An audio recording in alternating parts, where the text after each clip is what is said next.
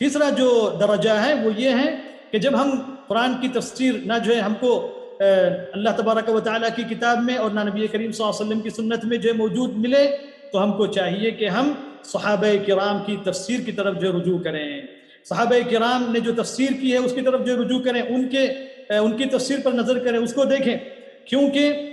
قرآن کریم جو انہی کے زمانے میں نازل ہوا، نبی کریم صلی اللہ علیہ وسلم کے احوال کو انہوں نے دیکھا، اور جو ان کے پاس جو فہم اور جو صحیح علم تھا اور جو عمل صالح تھا، خاص کر جو ہے ان کے جو صحابہ کرام کے علماء ہیں،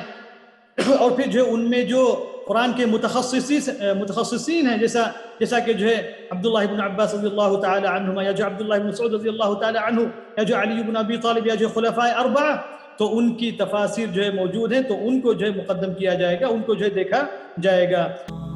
اور مزید ویڈیوز کو دیکھنے کے لیے آپ ہمارے YouTube چینل کو سبسکرائب کریں۔ فجزاکم اللہ خیرا۔